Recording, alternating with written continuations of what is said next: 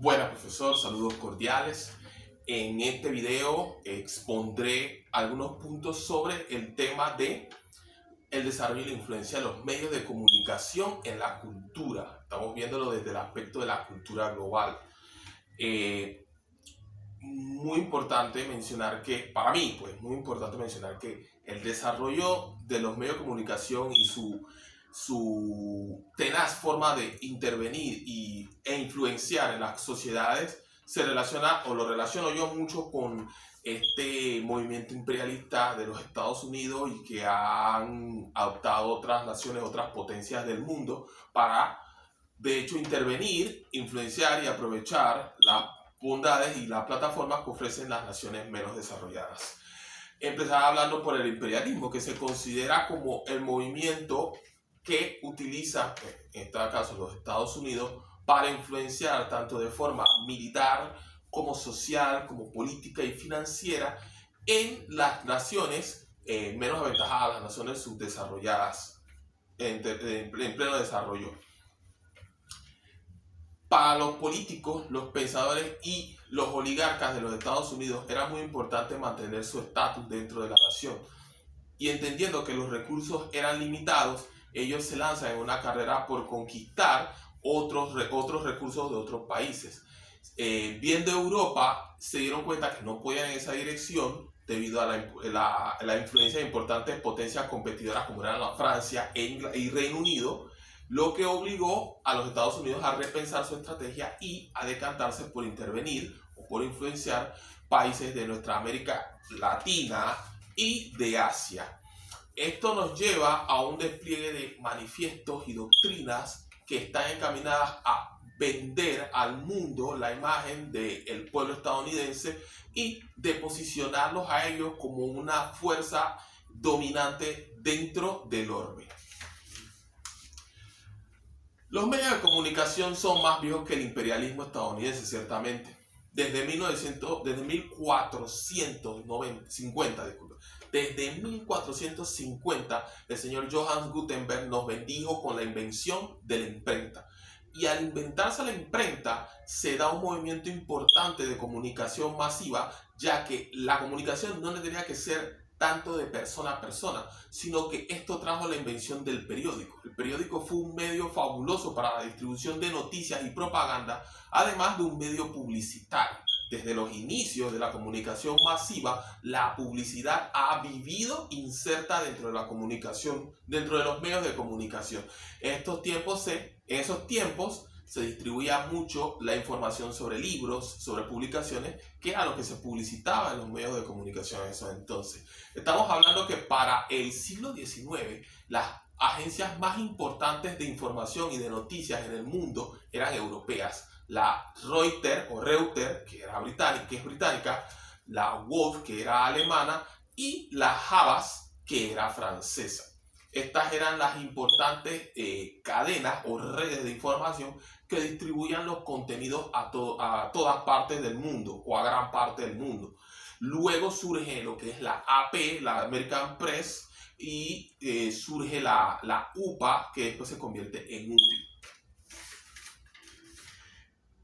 Pero el avance y la distribución, la difusión de los medios de comunicación masiva, la difusión de la información y las comunicaciones alcanza puntos realmente altos cuando en el siglo XX, en el pasado siglo, se desarrolla lo que es la comunicación masiva a través de radiodifusión. Surgen las primeras emisoras. Estamos hablando de la KDKA en Estados Unidos. Estamos hablando de la RCA, estamos hablando de General Electric, estamos hablando de diversas otras emisoras, la BBC de Inglaterra, ¿sí? Y también con el surgimiento a la par del ascenso de la radio, del medio radial, también asciende lo que es el medio hollywoodense. El medio hollywoodense, un medio muy conocido de venta de propaganda que nos plasma en todas sus producciones el estilo de vida americano. Hablando un poco más, antes de entrar en el tema cultural, quería aportar el tema de lo que es la globalización. Y es que el señor Marshall McLuhan en combinación con el señor Power, escriben la obra La Aldea Global. Era una visión de un mundo integrado en donde las comunicaciones, el medio financiero, la economía no estaban aisladas, sino que era una configuración de todos estos elementos. El señor McLuhan acuña dentro de esta obra el término globalización. Cuando él habla de globalización, él se refiere a tres aspectos interesantes, que son la facilidad, eficacia y abundancia de las comunicaciones entre regiones y entre países. Las distancias entre estos elementos se reducen exponencialmente, porque con el proceso globalizador empieza la producción o el desarrollo de lo que son las empresas multinacionales, las transnacionales. Es fácil ver una empresa, por lo menos estadounidense, con una base en Panamá. Esto se hace mucho para aprovechar la mano de obra del país y los recursos del mismo, ya que la mano de obra es más barata. Y esto nos lleva a un tercer punto, que es el debilitamiento del rigor o la fuerza de los estados-naciones. Con esto quiero decir que la globalización ha logrado que las naciones menos favorecidas, las naciones en subdesarrollo, tengan que flexibilizar sus normas para poder ser casa para estas transnacionales, lo que hace que las transnacionales no paguen impuestos o paguen impuestos reducidos, tengan beneficios por instalarse en el país a fin de producir empleo y dejar recursos en el país. Habiendo tocado estos temas anteriores, es muy importante para mí mencionar que todo esto viene de la mano de los medios de comunicación, porque la entrada a cada país de estas transnacionales siempre tiene un lobby, siempre tiene una actividad previa.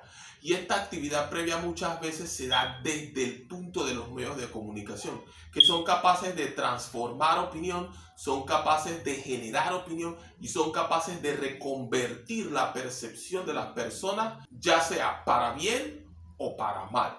Para el año 1964, los Estados Unidos negocian con diversas potencias del mundo para la creación del Intelsat, que es la red de comunicaciones por satélite. Esta es la batería de satélites que distribuyen los contenidos que hegemónicamente se producen en las naciones que tienen el control de este conglomerado. Estados Unidos posee el 60% del control del mismo y el 20% del 40% restante se distribuye entre Francia, Alemania e Inglaterra. Ya de aquí podemos ver una marcada tendencia en cuanto a los contenidos, viendo que generalmente lo que consumimos a través de los medios de comunicación o son producciones hechas en estos países o son producciones hechas en otros países, pero que cumplen con el rigor o los estándares con los cuales se producen en las naciones que tienen mayor poder dentro de esta red. Es muy importante porque a partir del control que tienen de la difusión de contenidos, la capacidad que tienen de accesar a otros países con sus contenidos, con su propaganda, esto genera una importante influencia en las culturas. Nuestra cultura está cada vez más acostumbrada a la comida chatarra, está más acostumbrada al estilo de vida de la calle, está más acostumbrada a estilos de vida sedentarios, que muchos de ellos proceden de estas grandes potencias y que son vendidos comúnmente a través de los medios de comunicación. La identidad de los pueblos es producto de la construcción que el individuo hace a partir de todos los valores y todas las normas que él tiene acceso dentro de su comunidad. Cuando la comunidad es capaz de permear en el sujeto esos valores, que esos valores sean visibles, el sujeto alcanza una identidad única, diferenciadora, que corresponde al sitio en el que se encuentra. El tema importante aquí es que a partir de la llegada de esta influencia de las grandes potencias a través de sus medios de comunicación, llámense series de televisión, llámense noticieros, llámense telenovelas, llámense películas, los ciudadanos cada vez abandonan más sus valores. Los nuevos ciudadanos se construyen compartiendo valores propios del sitio con valores externos. Y estos valores externos, al ser elementos novedosos, poco cotidianos, realmente tienen más efecto en la persona porque lo ayudan a escapar de su realidad. Las personas, por ejemplo, en Panamá, en la quincena es muy dado que los restaurantes de comida rápida estén llenos. Es un escape que las personas tienen ese día y quizás otro día más dentro de la quincena que les permite experimentar una cultura más allá de la propia. Entonces, en estos fenómenos empezamos a ver cómo las culturas de nuestra América Latina se globalizan, entendiendo que empiezan a asimilar rasgos que no son propios y algunos rasgos que sí son propios pero que no están siendo utilizados empiezan a ser desplazados. Esto nos lleva a un proceso de construcción, reconstrucción cultural, porque estamos en constante cambio, estamos siendo bombardeados por contenidos y por información que se produce en entornos culturales ajenos a nosotros. Pero estos entornos culturales ponderan algo, el consumo, ponderan algo, el estilo de vida, el estatus. Mientras otras culturas ponderan lo moral, lo espiritual, mientras otras culturas ponderan lo ético, el triunfo digno, la vida digna, estos estilos de vida de las élites ponderan el consumo, ya que ellos lo que buscan es controlar y manipular a las personas para que acudan a sus productos. Es interesante pensar en el hecho de que ahora que tenemos la crisis por combustible, se habla que Estados Unidos quiere sacar X cantidad de barriles de petróleo de su reserva. Ellos han vivido o están viviendo del petróleo de otros países a los que han intervenido militar, política, financiera, socialmente. Y hoy día, cuando la crisis empieza a apretar por el conflicto que se vive entre Rusia y Ucrania, Estados Unidos habla de sacar parte de sus reservas. Entonces, nosotros como sociedad estamos en un proceso de reestructuración de nuestros valores, de nuestra cultura, porque las generaciones anteriores tienen valores diferentes a las generaciones actuales. Por lo menos, la generación antes a mí tiene un estilo de vida y códigos diferentes a los que yo tengo. Y los que yo tengo son diferentes a los que vienen más atrás. Porque la exposición que tenemos constantemente a este bombardeo de los medios de comunicación hace que generacionalmente la cultura sufra cambios, algunos drásticos, otros más moderados, que tienden a deformarla o a desconstruirla, desempacando ciertos aspectos e insertando nuevos para volver a levantarla en una presentación mucho más global. Esto como consecuencia nos genera pérdidas culturales. Si vemos el caso de las escuelas hoy día están tratando de recuperar materias como Historia de Panamá con los Estados Unidos y Cívica, materias que cuando yo estaba en la escuela, en secundaria, yo las llegué a dar, pero las dejaron de dar. Un aspecto que desvincula al ciudadano de su contexto nacional, porque el ciudadano no conoce sobre sus derechos, no conoce de dónde viene, no conoce quiénes son sus aliados, qué ha sucedido históricamente con sus relaciones y otros países. Y el ciudadano, al quitársele eso, se le está desmembrando de un aspecto autóctono propio, lo que permite que el ciudadano amalgame otros elementos y desconozca los propios. Leí un documento en el que se hablaba de una gran cantidad de ciudadanos cubanos de razas negras y mestizas que hoy día los cubanos no conocen porque la narrativa histórica de ciertos grupos de Cuba se ha encargado de invisibilizar sus historias.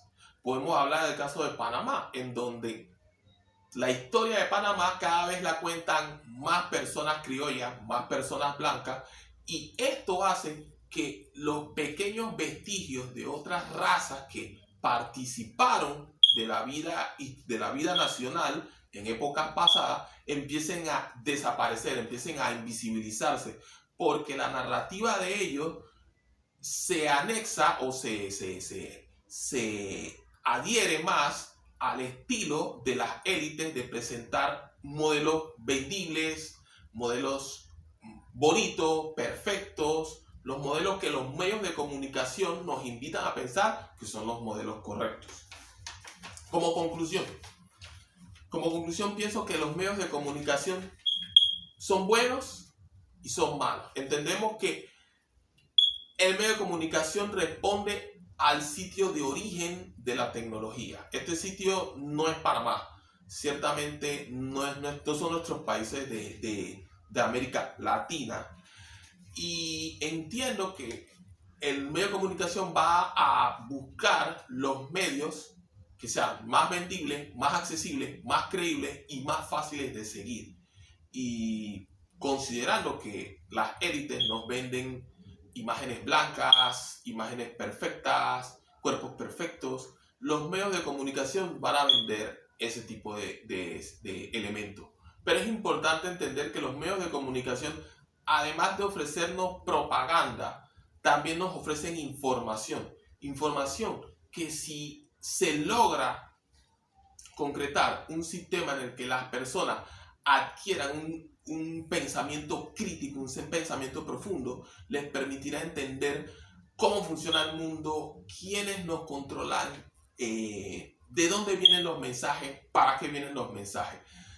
A pesar de que la televisión se le llama la caja boba y a pesar de que los medios de comunicación son manipuladores, también dan información y aspectos interesantes que nos pueden ayudar a conservar nuestra cultura y a empoderarnos de las bondades y peligros que las culturas élite representan al momento de introducirse a nuestro país.